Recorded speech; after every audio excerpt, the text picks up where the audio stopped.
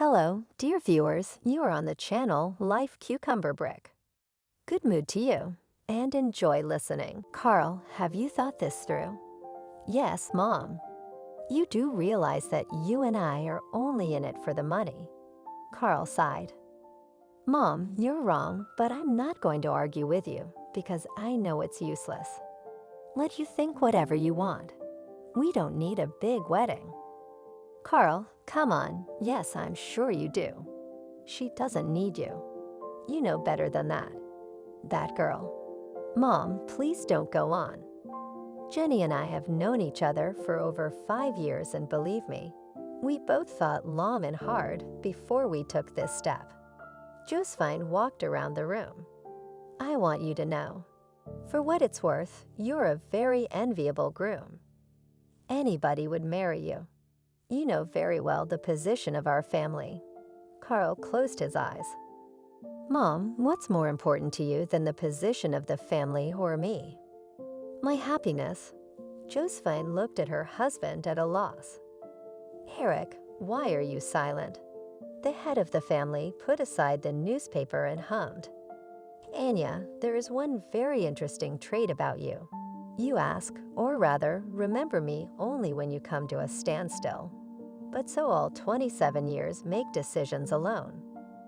By the way, when your decisions lead to an even greater deadlock, you immediately blame me. Josephine narrowed her eyes. You're done, Seven. Now please say something to your son. Eric shrugged. Carl is a mature, intelligent boy. I don't see why we should forbid him to marry Jenny. I think she's a decent enough girl. Oh, she's decent too. You can't be decent these days without money. Well, you didn't always have any either. I wonder what that means. Josephine seemed about to explode. Eric, you're a completely irresponsible father. Your son is going to break his fate. Anyway, calm down, please. There's nothing so terrible going on. He'll get treatment all the time. And maybe the young wife will get on him so much that he'll run away soon. Are you unhappy about something? I don't understand. Josephine left the room. Carl stood up heavily. Thank you, Dad. You're welcome. Trust me, Mom's not gonna give up that easy. Get ready to hold down the fort even after the wedding. How are you feeling? I'm fine. Don't worry about it.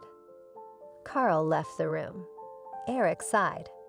When my son was 17, something happened to him. Something, because in all that time, the doctors couldn't make any definite diagnosis. Or rather, the doctors made one diagnosis after another, but the treatment only kept Carl going a little bit. As one professor told them, it was as if your son had lost his resistance to any disease. I've honestly never seen anything like it. If we lived in the last century, I would say that it is some kind of spoilage. But since you and I live in a civilized world, it's just a matter of keeping watch. Eric was well aware that money can't always help, but he spent huge sums on the most expensive clinics. Until Carl pleaded, Dad, please let me at least get some rest. I'd forgotten what our house looked like. I'd forgotten when I'd fallen asleep in my own bed. Suddenly my son was supported by his spouse, who until then had stood by all means of treatment. Eric, maybe it's true. Let Carl get some rest. We'll follow all the doctor's orders. Eric waved his hand. Of course, he would argue if he saw even minimal improvement. As it was. By the way, Carl did feel better at home. His appetite improved. He even seemed to have gained a little weight. From then on, he went to the clinic twice a year, where they studied him up and down again, got an appointment, and went home. He managed to graduate largely, of course, thanks to his father's money, not because he did not study well, but because he could not attend classes, which were very unwelcome. I met Jenny when I was still at university. Since then, they had been friends. And more recently, Carl, who had been in love with her for years, had heard a confession from Jenny that allowed wings to grow behind his back. As Carl thought, it went even worse than one might think. His mother had arranged a wedding so big that the whole town seemed to be invited to it. Jenny smiled embarrassedly. Of her guests, there were only a few girlfriends and her mother. Christine's mother. Josephine's relationship didn't work out right away.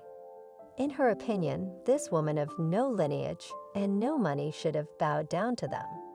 But for some reason, that didn't happen. And Christine tried to stay as far away from the bride's parents as possible. The very peak was, of course, the presentation of gifts. Carl's mother left everything with such pathos. When Jenny's mother said she was giving the young ones a grandfatherly cottage in a conservation area, Josephine couldn't help herself. God, how can you give the young ones a shack on the edge of the world and pretend it's a beautiful gift? Carl looked at his mother.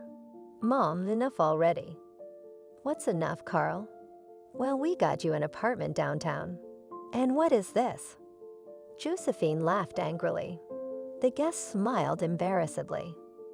Everyone became somehow uncomfortable. Christine said goodbye an hour later. Jenny, Carl, I have to go. Carl looked at his mother-in-law in confusion. Are you mad at your mother? Don't be. That's just the kind of person she is. There's nothing we can do about it. It's okay, Carl.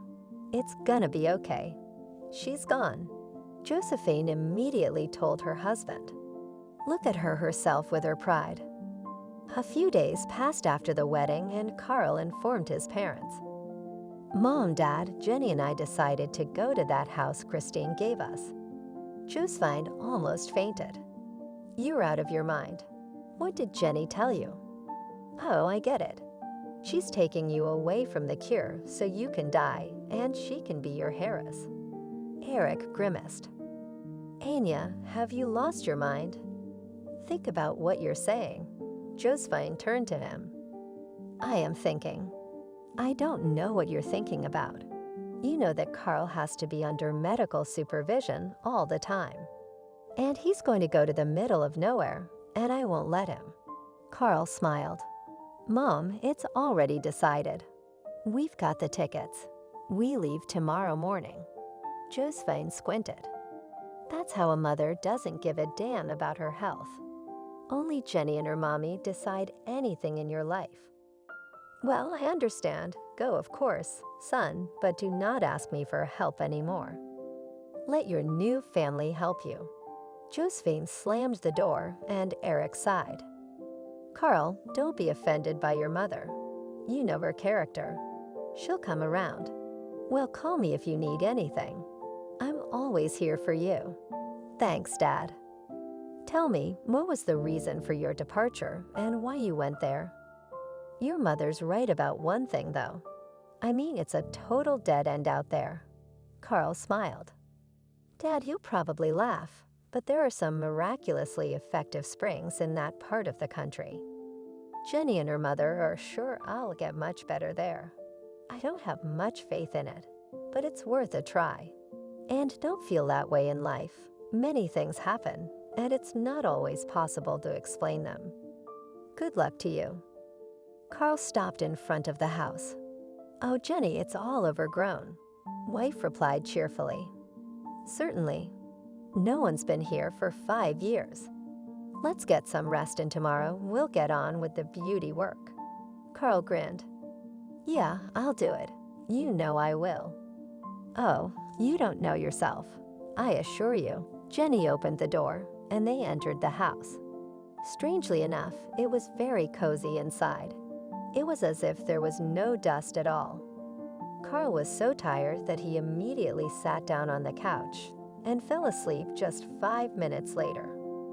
For the first few days, Jenny tidied up, and Carl helped in any way he could. Strangely enough, it was as if he had more energy. After a week, Carl ate the whole dinner for the first time. He was even surprised himself. I don't know how it all went into me. Jenny just smiled. There's more where that came from. You look around these parts, believe me, it's not the kind of thing that happens. Carl looked at her carefully. Jenny, why? I'm sure you've had better guys chasing you. Jenny shrugged her shoulders. I don't know. My heart chose you. Let's go to bed. They're bringing us something tomorrow. I hope you like it. Carl was never able to find out what they were bringing, no matter how much he tortured Jenny. They fell asleep tired and happy, hugging each other tightly. Eric, I don't understand why you won't do anything. It's been 6 months since that Jenny took our son away, and you don't scratch at all. Eric looked up at his wife. What do you suggest? To go by force to bring him home. You mustn't forget that he's married and has a family of his own. Josephine even stomped her foot. What on earth are you talking about? He should have been in the hospital a month ago. As soon as I bring it up, he says he's fine and hangs up on me. Well, maybe he really is fine. Josephine looked at her husband like he was crazy. Tell me how he could be fine without treatment. Eric understood that Anya, though she was trying to be calm, worried, hiding it behind discontent. But Carl is her son, and any mother worries about her child. He put aside the papers he was dealing with and said, Well, if you're so worried, I suggest we go visit them and see how things are going. Josephine looked at her husband and suddenly smiled. That would be wonderful. Then get ready. I'll ask Gleka for directions, and we'll leave tomorrow morning. They didn't reach the right village until late afternoon. God, what a slum. Eric smiled. And I like such clean nature. No trash, nothing to spoil it. Oh, look, a hare. Josephine looked with big eyes at the animal that raced in front of their car. God, it's like a zoo. I wouldn't be surprised if there were bears walking around the yard.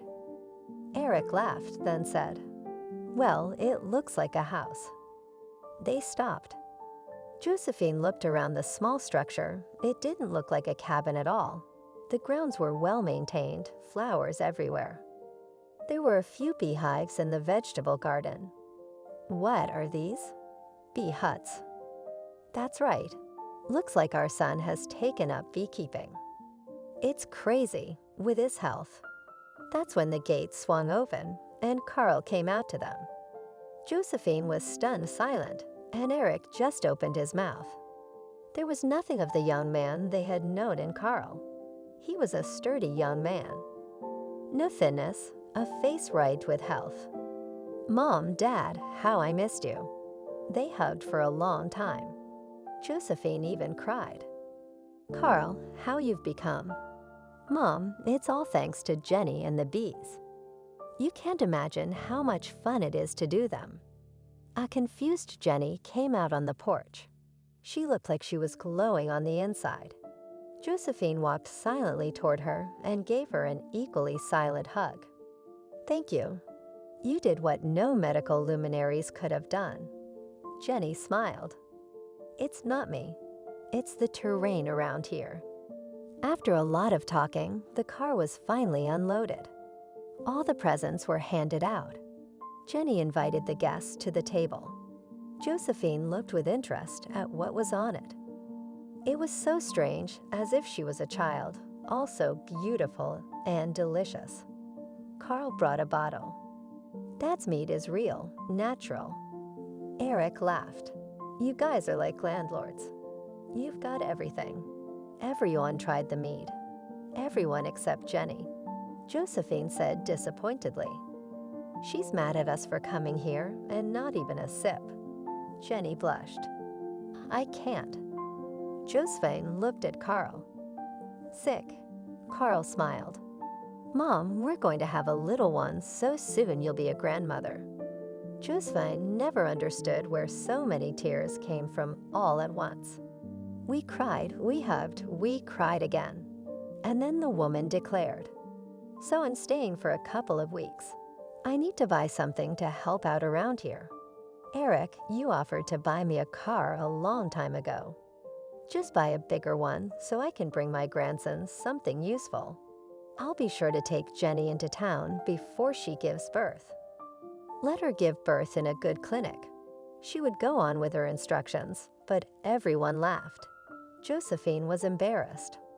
"Well, I want what's best for her." Jenny hugged her. "I'll listen to you." "Carl doesn't know anything about it, and I'm a bit scared." The woman smiled. "Don't be afraid. I'll be there for you."